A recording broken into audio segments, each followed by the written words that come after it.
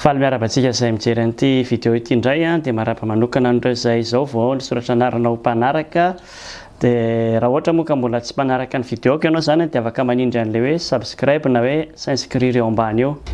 Taorianan'ireny disadisany Facebook ireny zany hoe azavaiko fohy fotsiny ho an'izay mbola tsy nahalala moa zany dia hoe ny désactiver ny Facebook ny compte koa noho ny tsy fantatra hoe inona ny antony fa azoko eritreretina ihany hoe noho ny fitorin'ny olona vitsivitsy olona maromaro satria ny akamaroany zavatra soratako amin'ny Facebook dia teny gasy daholo tsy misy mahalala an'izany fa tsy ny gasy ihany ary tsy misy resaka maloto hoe sary maloto fa mety misy zavatra tsy mifankahazo hevitra tsy mitovy hevitra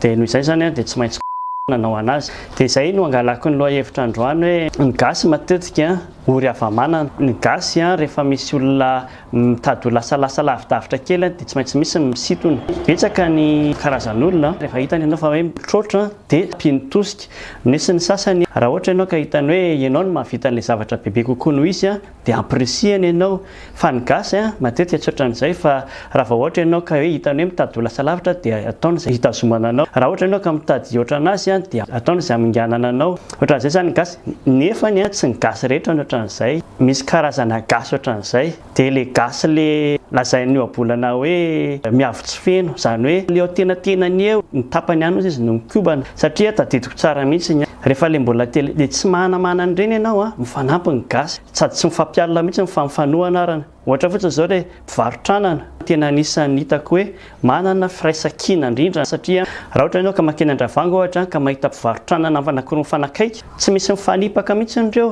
fa samy manao izay hinanany eo ianao zany manontany hoe fa maninona samy mivarotra anana nareo dia mifanakaiky eto dia nyzany valiny dia hoe samy manana ny anjarany zany hoe samy mieritreritra ny tena ny alafa tsy misy mifamingana mihitsy ireo ary indraindray ireo mifanampy raha ohatra ka hoe tsy manana majinika ohatra le anankiray ka tsy afaka manome majinika ny anankiray dia teneny hoe io no mba jerijery eo nietako fa za andeha dia le anankiray mivarotra anazy roa fa tsy mampanina anazy mihitsy ny mivarotra ny entany olona iny nefa mitovy ihany ireo zany hoe na mpivarotra anana zany mifanampy ohatran'izay fa matetika eo amin'ilay gasy atonontonony eo ary indrindrandrindra rehefa gasy aty andafy mahatsapa tena hoe sendra tafita kely dia hoe dio amin'izay mivaravarana makaty amin'ilay fahatafitana fa manjary lasan'olona indray ny anjarantsika zay zany matetika ny toe-tsain'ny gasy rehefa tonga eo atenatenany eo dia zay ny resaka kely mba natao tamin'ity androany ity zany hoe tsika gasy ihany afaka mifanampy tsika gasy ihany koa afaka mifamingana ngeza be ny anjara tsy misy hoe rehefa tafiditra eo ny anankiray dia tsy ho tafita ny sasany fa mbola malalaka be mivelatra be zany ohatran'ilay mpivarotranana ny toerana ka aza debahanana ny toeran'ny olona sasany aza detsipahana ny olona sasany fa aleo samy manana ny lalana fa mety hifanampy any rehefa tafita ny ambonimbony any zay zany resaka androany aloha fa dia mametraka velomontsika rehetrarehetra rehefa kelikely ndray io